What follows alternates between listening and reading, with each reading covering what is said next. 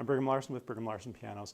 We're about to start on this Shattuck piano player, and we're gonna be rebuilding the player as well, not just the piano, but it's got an old pneumatic system in here. We're going to be rebuilding all of that. So the book that I have says that this piano is a 1910, which I was thinking that these players weren't really popular. I suppose that's possible.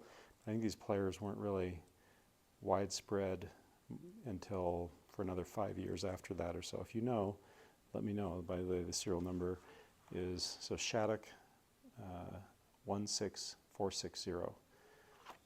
My book says 1910, but yeah, I'd be interested to know if you know if this style of player, I'm not sure, was in use that early. Okay, let's check it out.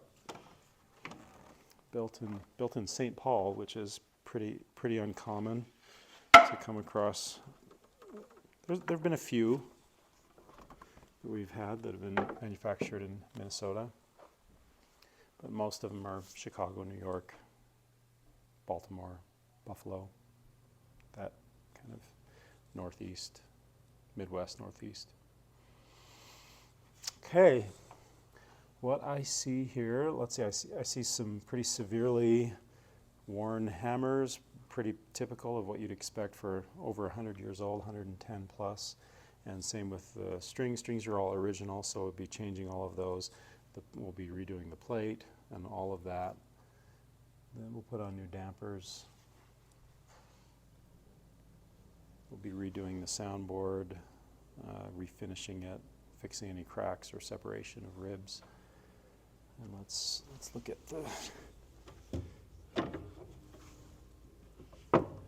see if we've got any pressure. Yeah, we've got some pressure there, which is actually more than most, but clearly that's not going to actually run the system. That's not enough pressure. But I mean, not bad for 110 years, having to hold pressure at least to some degree. That's pretty impressive. Spider webs, of course. That's pretty typical. Okay, what else do we have here?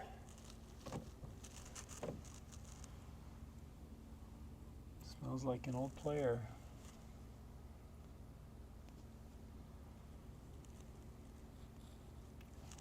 We'll be rebuilding all of this. Making that all nice and new.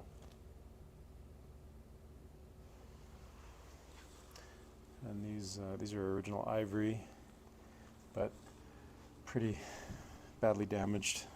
Give them a D-. They're relatively white, but they're heavily chipped. So I'm not sure what we're going to be doing there yet. And some semblance of tuning. Lots of loss of tone, just not it's kind of thuddy. Lost the overtones in the bass strings.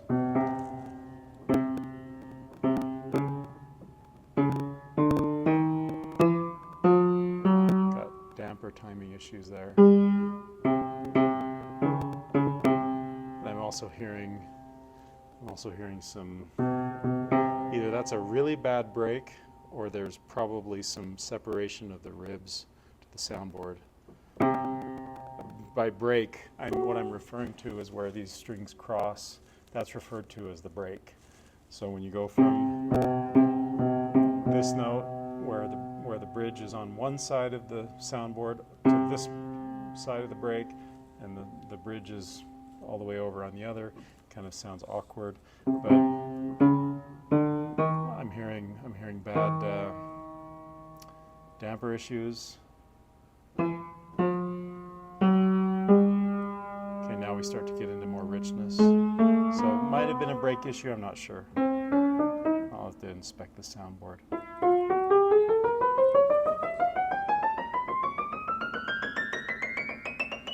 Okay, so it sounds like it actually has been tuned within the last couple decades anyway. But for sure this piano is overdue for a restoration. But I mean, hats off to the original builders that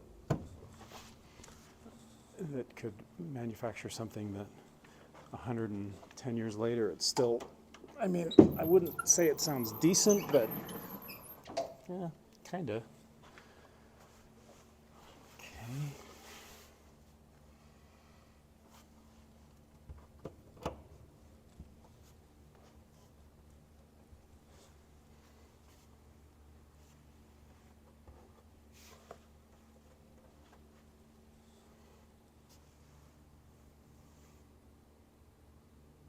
Okay, that soundboard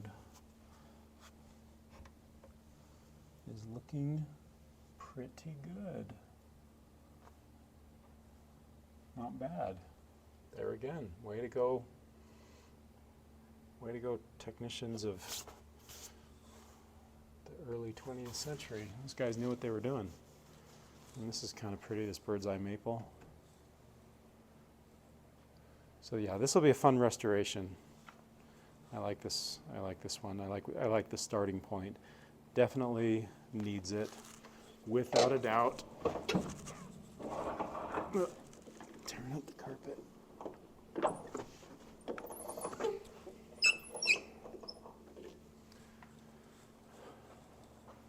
Especially if this piano is going to last another couple generations. But yeah, this will be a fun one.